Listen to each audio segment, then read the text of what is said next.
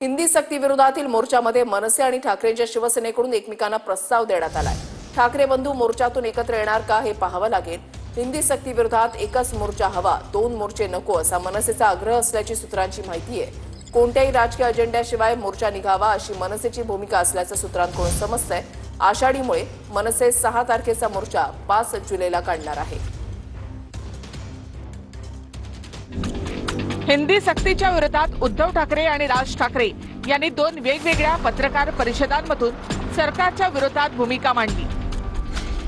राज ठाकरेंनी शिक्षण मंत्री दादा भुसे यांच्या भेटीनंतर 6 जुलैला हिंदी सक्तीच्या विरोधात मोर्चा काढणार अशी घोषणा केली।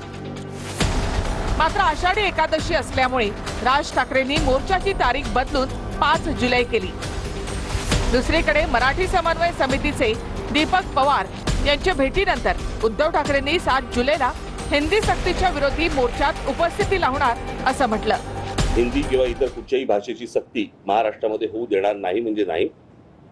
आणि या गोष्टींसाठी म्हणून मी सर्व पक्षांना आवाहन करतोय की येत्या 6 जुलैला गिरगाव चौपाटीवरून मोर्चा काढायचा निर्णय आम्ही घेतलेला आहे। आम्ही कोणाची भाषा किंवा कोणती भाषा उगाच सक्तीने आमच्यावरती लादून घेणार नाही। दीपकजींना सांगेन की तुम्ही आंदोलन जे काही करायचं ठरवलेलं आहे ज्याच्यामध्ये शिवसेना पूर्ण त्यांच्या सोबत आहे। राज ठाकरे यांचा मोर्चा गिरगाव